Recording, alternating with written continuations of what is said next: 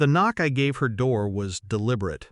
Not loud, not rushed. 3 quiet taps. It opened slower than I expected.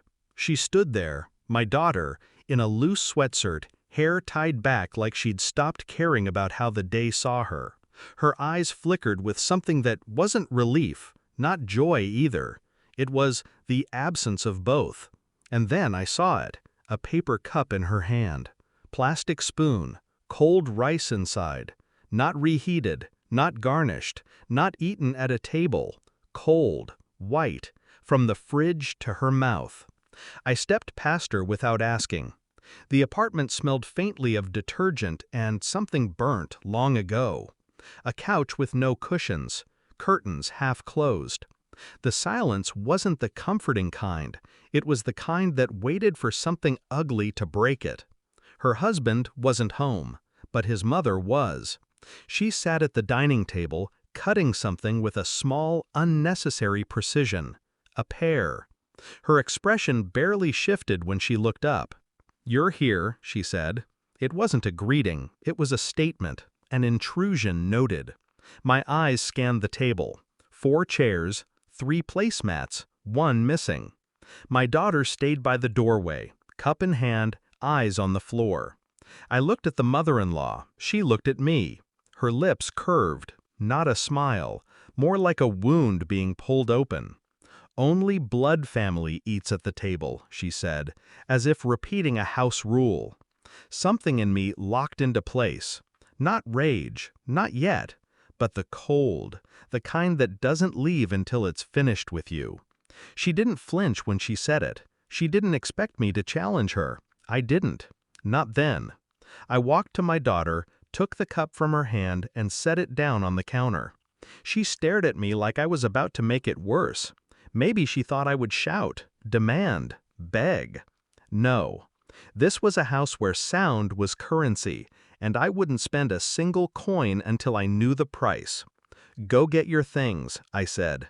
She froze. Her mother-in-law's knife stopped mid-slice.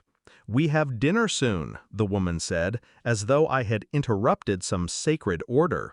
Her voice was calm, but the words were meant to anchor me in place. I looked at her, really looked. The way her fingers pressed the pear too tightly, the faint twitch under her eye, the satisfaction in her posture. She wanted her power noticed. My daughter's eyes darted between us. She didn't move.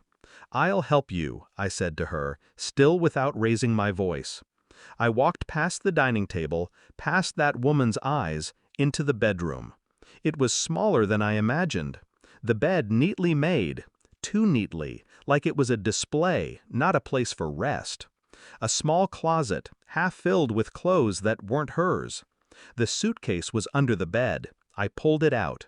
The sound of the zipper felt louder than it should have been. Her footsteps finally followed. She stood in the doorway, hesitant. "You don't have to," she started. "I do," I said. In the corner, a picture frame, wedding photo. The smiles didn't reach his eyes. Hers were hopeful. I lifted it, turned it face down on the dresser. When I walked out with the suitcase, the woman at the table had put down her knife. She didn't speak this time, just watched. I think she knew something had shifted, but not enough to understand it yet. I didn't ask her questions in the car. She didn't offer answers. Instead, I studied her reflection in the window, the way she kept her lips pressed together, as if loosening them would make something spill. Her hands on her lap, fingers laced too tightly, skin whitening at the knuckles. The pieces began to move in my head. Why she'd stopped answering calls in the evening. Why her voice had grown quieter over the months, as though she was trying not to wake someone who was always listening. The first week she was married, she called me every day.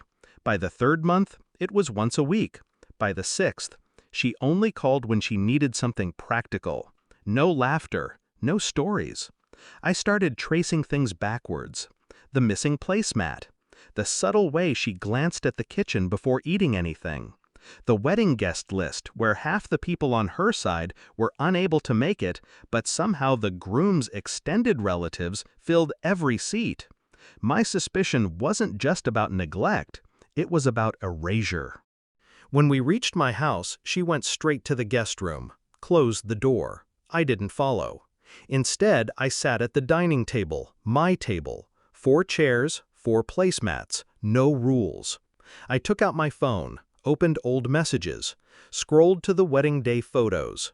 In every shot, she was near him, but never touching him unless the camera demanded it. I thought of her eating cold rice from a paper cup in a home where she wasn't allowed to sit. It was never about the table, it was about what the table meant. And that meant I needed to know more. It didn't take long. A call to an old friend who worked in property records. A quiet look into the apartment lease. It was in the husband's name, and his mother's, not hers. A bank statement she'd accidentally left in the laundry room. Her salary was being deposited into a joint account. Joint with him, not her. I dug further. A neighbor from their floor, a polite man in his 60s, remembered her once coming to borrow sugar. He said she'd whispered, like she was afraid of being overheard.